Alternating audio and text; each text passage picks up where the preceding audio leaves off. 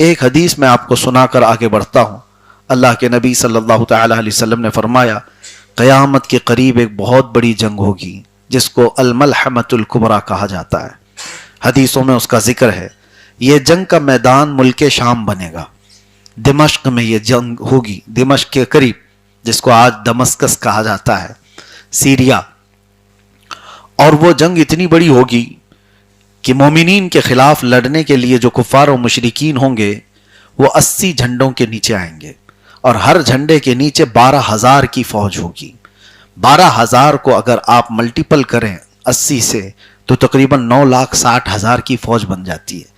تو 9,60,000 کی فوج اگر ایک ساتھ لڑنے کے لیے آتی ہے تو فی الحال پوری دنیا میں اتنی بڑی فوج مقابلہ نہیں کرتی۔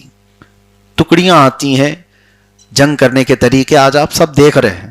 9,60,000 فوج اگر ایک بار لڑنے کے لیے آتی ہے تو ایک بہت بڑی طاقت سے مقابلہ ہوگا مسلمانوں کا۔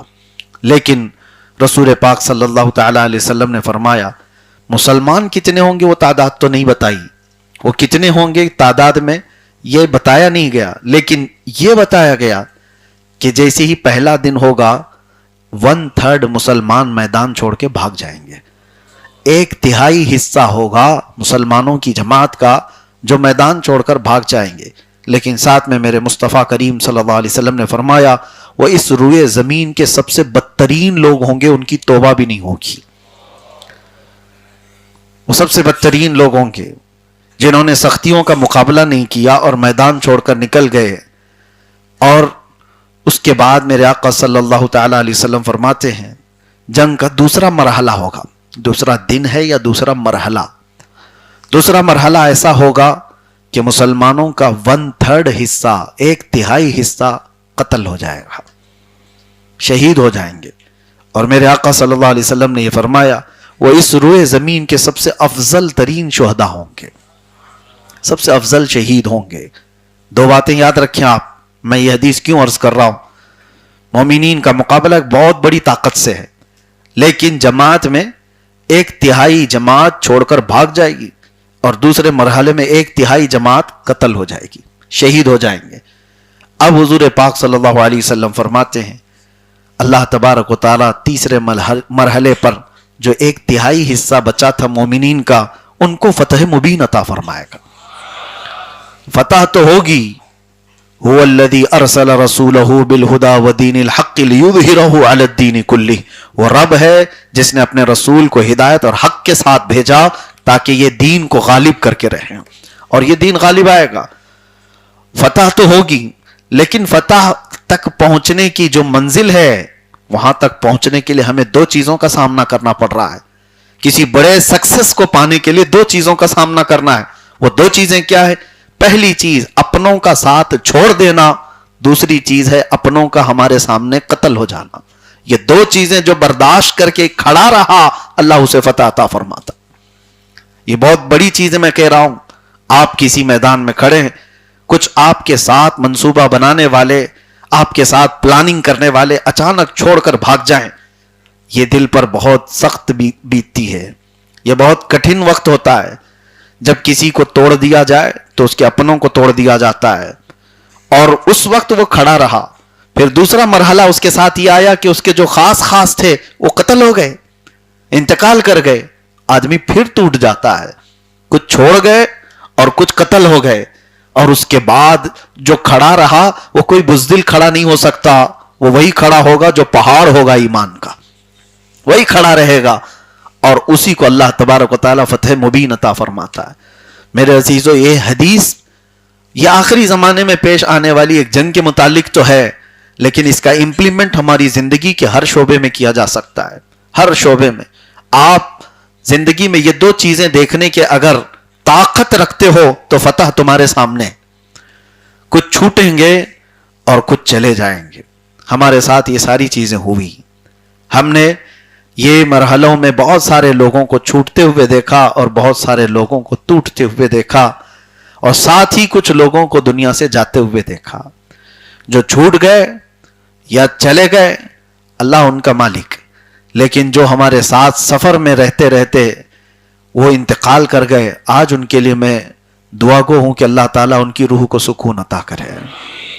वो ऐसे लोग थे जो दामे दिरमे कदमे सुखने शाना बशाना हमारे साथ खड़े रहे। बसा औकात मुझे जमात में वो लोग आज नजर नहीं आते, वो आज कब्रस्तानों में सोए हुए हैं, जो मेरी महफिल के हाजिर बाश होते थे।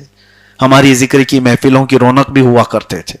हर घड़ी हमसे पूछा करते कि किस वक्त जिक्र की महफिल है, और पहले आकर बैठने वाले वो आज कब्रस्तानों में आराम फरमा है। लेकिन सच बताता हूं, तन्हाई में कभी दुआएं करते हैं तो उन लोगों की याद आती है, तो अल्लाह की बारगाह में यूं अर्ज करता हूं कि मौला हमारी कोई नेकी कबूल है तेरी बारगाह में तो ये उनके दरमियान भी तकसीम फरमा दे, इसलिए कि वो सच्चे लोग हैं। मेरे आका सल्लल्लाहु तआला अलैहि वसल्लम ने अंसार की यूं ही फजीलत नहीं बयान फरमाई, मदीने के अंसार की फजीलत हुजूर पाक सल्लल्लाहु तआला अलैहि वसल्लम ने जितनी बयान फरमाई, आप देखें हदीसें, हुजूर फरमाते हैं सारी दुनिया एक तरफ चली जाए और अंसारे मदीना एक मैदान में जाएं, हुजूर फरमाते हैं अल्लाह का रसूल मोहम्मद अंसार के साथ जाएगा सल्लल्लाहु तआला अलैहि वसल्लम। हुजूर फरमाते हैं अगर सारी दुनिया एक वादी में हो और अंसार एक वादी में, तो रसूलुल्लाह अंसार की वादी में तुम्हें नजर आएंगे। हुजूर फरमाते अल्लाहुम्मा अरहमिल अंसार व अबनाइल अंसार व अबनाई अबनाइल अंसार। हुजूर ने ये दुआ फरमाया, अल्लाह अंसार पर रहम फरमा, उनके बेटों पर रहम फरमा, उनके पोतों पर रहम फरमा। क्यों? अंसार के लिए हुजूर पाक सल्लल्लाहु तआला अलैहि वसल्लम ने फरमाया, वजह यह थी कि मक्का वाले जिस वक्त पूरे सहाबा को घरों से निकाल रहे थे, उन्हें मार रहे थे, पीट रहे थे, नबी आखिरुज़्ज़मान सल्लल्लाहु तआला अलैहि वसल्लम पर सोशल बाइकाट करके रखा था उन जालिमों ने। हुजूर ने पत्ते खाए हैं, चमड़े उबाल करके खाए हैं। हुजूर पाक सल्लल्लाहु तआला अलैहि वसल्लम के साथ हजरत बिलाल हबशी फरमाते हैं कि इतना हिस्सा हमारे पास मौजूद था जो सिर्फ बगल में छुपाया जा सकता है खाने के लिए, उसके अलावा कुछ नहीं था। और इस तरह के 3 साल गुजारे। इन हालात में जानते हो पूरी दुनिया तमाशे देखती, बड़े बड़े लोग भी मौजूद थे, लेकिन मदीने के अंसार ने अपने घर के दरवाजे खोल दिए थे। जब नबी पाक सल्लल्लाहु तआला अलैहि वसल्लम तशरीफ लाए और उनके सहाबा आए, तो मदीने में कहीं भी ये बात नहीं आई थी कि ये लोग गांव छोड़ करके आए हुए हमारे यहां हैं। अंसार ने तो वो काम कर दिखाया था, अपने दरवाजे ही नहीं खोले, बल्कि अपनी जायदाद, अपने बागीचे, अपनी जमीनें सब उन मुहाजिरीन भाइयों को बता करके कहा, इतना अल्लाह ने मुझे दिया है, आज से आधा तुम्हारा आधा मेरा। यहां सगे भाइयों को कोई प्रॉपर्टी नहीं देता, सगी बहनों का हक मार लेते हैं। वो मदीने के अंसार थे जो हिजरत करके आए हुए सहाबा को। एक सहाबी तो है, अल्लाहु अकबर, हजरत अब्दुर्रहमान बिन औफ। मैंने फजर में सहाबा की सीरत में उनका जिक्र किया था, जब अल्लाह के रसूल सल्लल्लाहु तआला अलैहि वसल्लम ने उनको मदीने के एक अंसार का भाई बनाया, जो हिजरत करके आए थे, माइग्रेट करके आए थे मक्का से, उनको अंसार का भाई बनाया। एक एक सहाबी को एक एक का भाई। तो अब्दुर्रहमान बिन औफ को जिसका भाई बनाया, वो सहाबी इनको घर ले गए और बताने लगे, मेरे इतने बगीचे हैं, मेरी इतनी दुकानें हैं, मेरी इतनी जमीनें हैं, ये सब में आधा आधा तुम्हारा, आधा आधा तुम्हारा। हत्ता कि वो बोलते बोलते यहां तक कहे, मेरी 2 बीवियां हैं, एक को मैं तलाक दूंगा, इद्दत गुजारने के बाद उससे तुम निकाह करो। कौन है जो इस तरह से अपने सारे दरवाजे खोलता हो? ये नबी रहमत सल्लल्लाहु तआला अलैहि वसल्लम का बनाया हुआ वो मुआशरा था, जहां इज़हार और कुर्बानी पूरी भरी हुई थी। मेरे अजीजों, ये बातें इसलिए मैं अर्ज कर रहा हूं कि दीन के कामों में जो लोग खड़े रहे, उनको अल्लाह ताला अंसार के साथ हशर अता फरमाए। आज मेरे साथ जो लोग शुरू से सफर में रहे या फिर आते रहे, जुड़ते रहे और अपने अपने जान की बाजी लगाए हुए, कई मरहले इन्होंने भी देखे।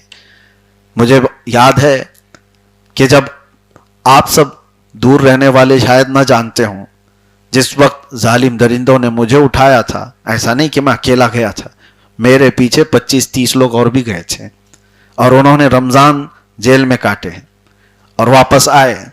उनका क्या कसूर था?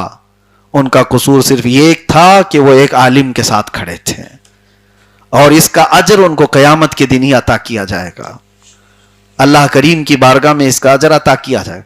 तो ये मरहले भी पाक साइड ने देखे हैं, बहुत सारी चीजें। वो दिन भी यहां पर कि मुझे कहीं पर कोई घर लेने नहीं दिया जाता था। بہرحال یہ سارے ذکر میں نہیں کرنا چاہتا. ان تمام منزلوں کے بعد ایک دن تو صبح ہو کر رہتی ہے. یہ سب منزلیں دیکھتے جاؤ آپ، یہ ساری چیزیں ہو جانے کے بعد پھر کبھی نہ کبھی میرا جملہ آپ کو یاد آتا رہے گا اور کانوں سے ٹکراتا رہے گا، کچھ دیر کی خاموشی ہے. یہ جملہ ٹکراتا رہے گا زندگی بھر بار بار، اور پھر وہ ایک دن آئے گا جب صبح ہوگی اور یہ کالی اندھیریاں چھٹ جائیں گی.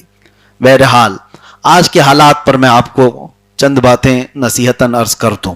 کبھی بھی یہ بات تاریخ میں ہے، موجود ہے، اللہ تبارک و تعالیٰ نے بہت چھوٹی طاقتوں سے بڑے بڑے ظالموں کا حشر پورا کر دیا، برا انجام کیا. فرعون کو مارنے کے لیے بہت بڑی فوج نہیں آئی تھی، پانی سے وہ ہلاک ہو گیا. نمرود کے متعلق کہا جاتا ہے ایک لنگڑے مچھر نے اس کے دماغ میں گھس کر اس کی پوری جان لے لی.